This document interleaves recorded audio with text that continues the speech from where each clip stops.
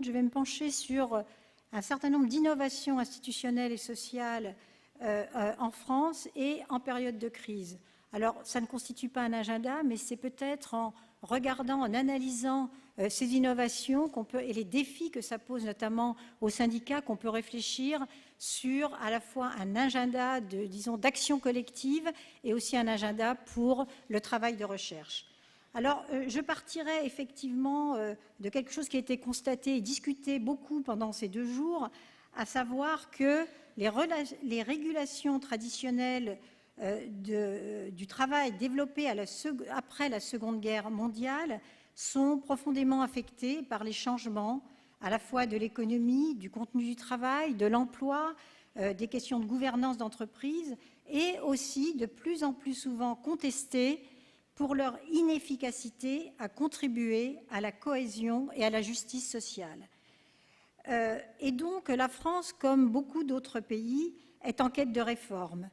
Certaines ont vu le jour, d'autres sont en cours, comme celle importante en France sur le dialogue social, notion qui elle aussi peut faire débat, mais qui évoque pour moi à la fois la négociation collective, je dirais presque traditionnelle, mais plus largement les dispositifs d'échange plus ou moins institutionnalisés entre un certain nombre d'acteurs, les acteurs du monde du travail et quelquefois d'autres acteurs aussi.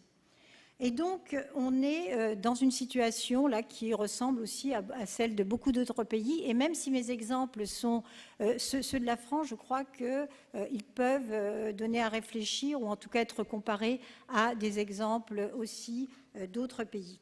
Alors, quelques mots d'abord, avant de parler de ces innovations, sur quelques caractéristiques des relations professionnelles en France. Beaucoup les connaissent, mais peut-être pas tous. D'abord, le rôle majeur de l'État et de la législation en France pour définir les normes sociales, mais aussi un État qui cherche à renforcer la négociation collective par des mécanismes divers et notamment créer des obligations de négocier, des incitations à négocier dans les entreprises.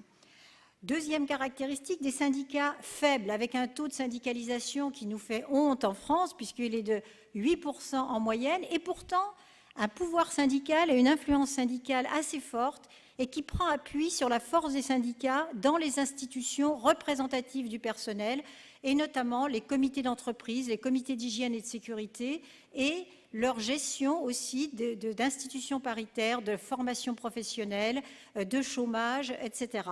Donc, une situation un peu paradoxale. Enfin, un système de relations professionnelles complexe, articulé entre un niveau interprofessionnel, un niveau sectoriel, dit de branche, où sont négociées les conventions collectives, et un niveau d'entreprise. La tendance est bien connue, là aussi, de beaucoup d'entre vous, c'est une tendance à la décentralisation de la négociation vers l'entreprise, un affaiblissement des régulations, j'allais dire centralisées, notamment de la régulation de branche, et en revanche, un rôle qui a tendance à croître le niveau encore le plus global interprofessionnel, qui est très lié aux réformes qu'on essaye d'entreprendre. Alors, quel défi pour l'action syndicale? Et c'était là aussi quelque chose qui a été beaucoup débattu. On a d'abord les défis, j'allais dire, au niveau macroéconomique, qui est pour la croissance, pour l'emploi, etc. Et quelle est la participation que peuvent apporter le soutien des syndicats à ces politiques macroéconomiques? Ça aussi, ça fait débat en France.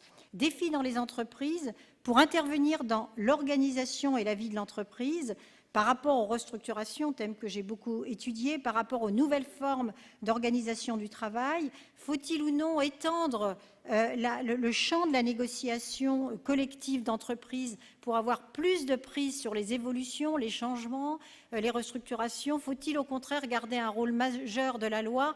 Voilà le type de questions qu'on peut se poser en entreprise. Faut-il avoir accès à la stratégie de l'entreprise et introduire des formes de codétermination à l'allemande qui ont été en effet, vont être introduites en France, mais de manière extrêmement timide. Défi par rapport à un système de relations professionnelles qui est éclaté entre, on peut dire, les petites entreprises, les très petites entreprises où les syndicats sont absents et donc il n'y a pas de dialogue social et encore moins de négociation collective, et puis les grandes entreprises qui connaissent au contraire un développement assez fort de ces dispositifs. Et donc, je vais, par rapport à ces défis, me centrer sur cette grande nouveauté que constitue en France depuis une quinzaine d'années l'institutionnalisation d'un débat sur l'emploi dans l'entreprise. Je vais revenir sur ce terme un peu plus tard.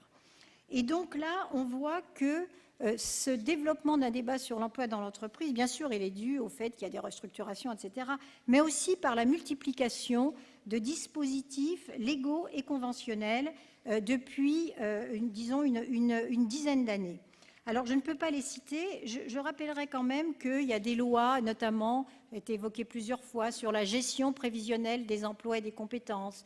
Il y a des lois aussi qui permettent de déroger, par exemple, à tout le dispositif d'information-consultation des représentants du personnel en cas de licenciement économique et qui donnent, disons, plus d'autonomie aux partenaires de l'entreprise pour innover, pour trouver des solutions nouvelles. On a aussi beaucoup d'accords interprofessionnels et ces accords interprofessionnels, ils portent, le terme est clair, modernisation des marchés du travail, sécurisation de l'emploi. On en a d'autres qui sont en lien peut-être un peu plus lointain sur les critères de représentativité des syndicats de sorte à leur donner un ancrage plus fort dans l'entreprise. Et donc, tout cet ensemble de dispositifs agissent donc, en tout cas, permettent aux acteurs de se saisir de ces dispositifs pour intervenir dans l'entreprise. Alors, quelques exemples. Par exemple, en cas de restructuration, on a ce qu'on a appelé des accords de méthode qui permettent effectivement de modifier les règles d'information et de consultation, d'intervenir plus au fond sur les plans sociaux. Et dans certains cas, dans les plus grandes entreprises, les acteurs se sont saisis de ces possibilités nouvelles offertes par la loi pour redéfinir, au fond, j'allais dire, des systèmes de relations de travail et des systèmes de représentation de dialogue social, et notamment en mettant en place des dispositifs où sont associés les élus des comités d'entreprise avec les syndicats, où sont créés aussi des instances spécifiques de groupes de travail, de groupes de pilotage, de groupes de suivi qui donnent une sorte de permanence dans ces débats sur l'emploi et qui permettent d'associer des catégories qui n'y étaient pas nécessairement. Donc on sort d'une représentation un peu figée du personnel pour avoir plus de prise sur la diversité des situations. C'est un premier exemple. Deuxième exemple, c'est celui de ce qu'on appelle la GPEC, cette gestion prévisionnelle emploi compétences, qui permet de mettre en œuvre des démarches d'anticipation sur les questions évidemment d'emploi, mais traitées dans leurs différentes dimensions qui peuvent être articulées entre elles, permettant notamment de mettre en place des cartographies d'emploi, de mettre en place des programmes d'action et de formation susceptibles de faire évoluer les emplois, d'organiser des parcours professionnels qualifiants, d'accompagner des mobilités ou des reconversions.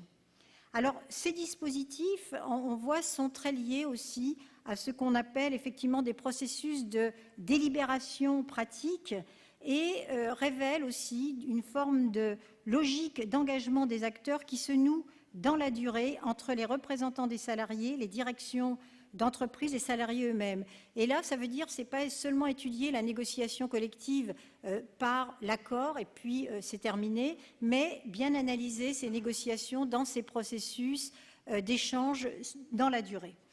Alors, ces démarches innovantes, en effet, elles sont intéressantes, mais elles ne sont pas très, très largement diffusées et interviennent plutôt dans les grandes entreprises et là où est déjà noué un dialogue social relativement intense.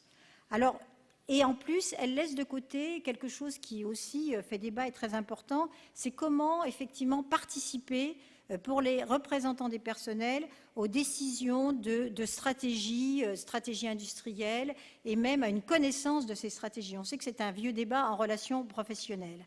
Alors, on a assez peu de cas en France, mais il y en a un, je veux juste l'évoquer, c'est l'idée, dans un site qui devait fermer, d'avoir mis en place une commission de réindustrialisation très ouverte à des experts, à des gens qui n'étaient pas dans le comité d'entreprise, à des agences locales de développement, et qui a travaillé pour construire une alternative économique et éviter la fermeture d'un site.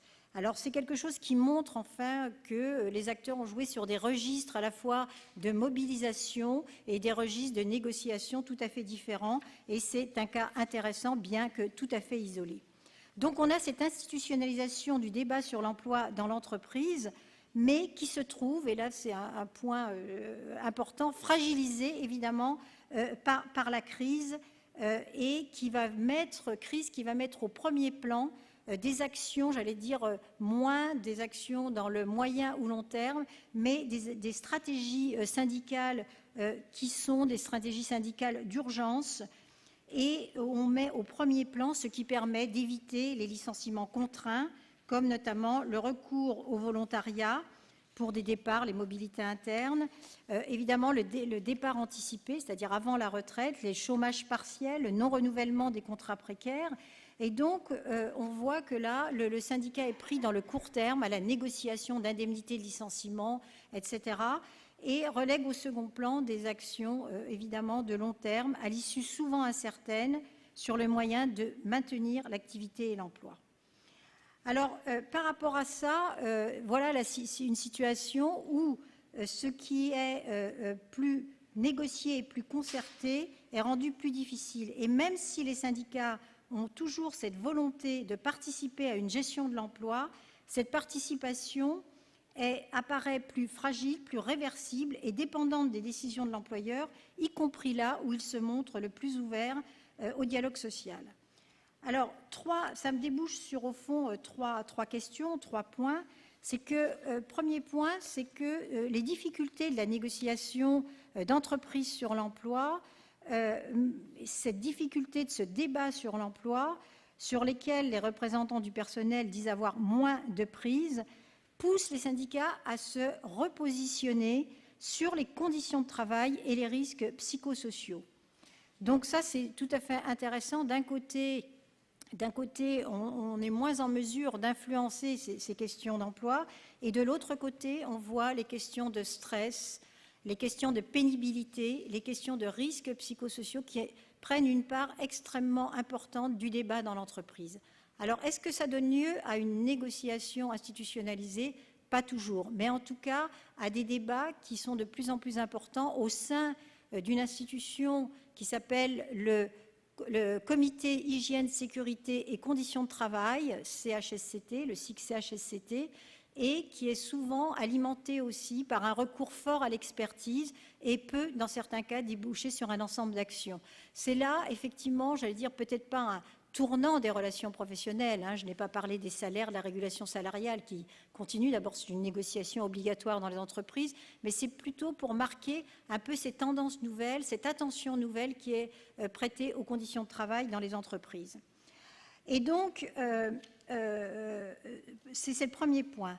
Le deuxième point, c'est celui, au fond, on s'interroge aussi beaucoup, et c'est fait partie des agendas des chercheurs, sur l'efficacité de ces régulations. On le dit, on est dans un pays où il y a un droit du travail extrêmement important, extrêmement innovant aussi, qui fait débat, mais bon, il peut être aussi régressif, parce qu'il y a des projets là, néolibéraux qui, je pense que les juristes qui sont dans la salle, qui sont français, ça fait sursauter si je dis qu'il est toujours innovant, mais qui sont en cours. Mais on a aussi énormément d'accords interprofessionnels, etc. Mais ils sont mobilisés, ça donne des accords. Comment ces accords sont appliqués? Est-ce qu'on a les moyens de suivre toujours leur application? Quelle efficacité ils ont pour améliorer les conditions de travail, etc. Ça, c'est un sujet effectivement tout à fait majeur. L'autre sujet, et là je n'ai pas eu le temps d'en parler, c'est celui du dialogue territorial, du dialogue social territorial.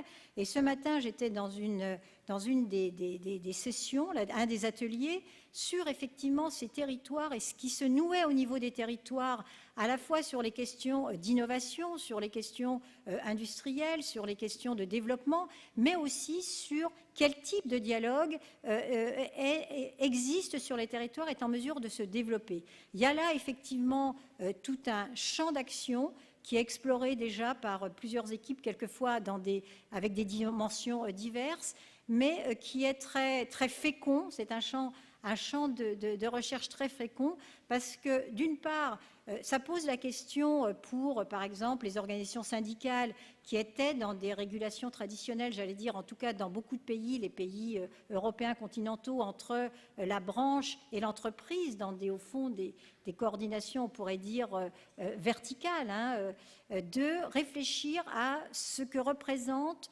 ces coordinations qui sont plus horizontales au niveau des territoires et comment agir dans les territoires, comment défendre aussi les travailleurs, mais aussi les populations de ces territoires, en s'associant, en créant ce qu'on appelle ici ces termes de coalition beaucoup plus large.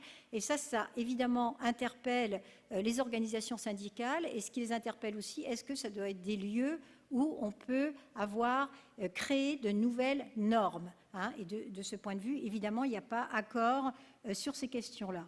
Donc, on a là un nouveau défi pour, disons, investir ces lieux de dialogue social, faire en sorte que ça ne soit pas simplement des expérimentations, mais que ça puisse, disons, peut-être modifier cette manière d'appréhender les questions de régulation du travail, à la fois dans les entreprises, dans les branches, mais en les associant à ces régulations territoriales. Je vous remercie.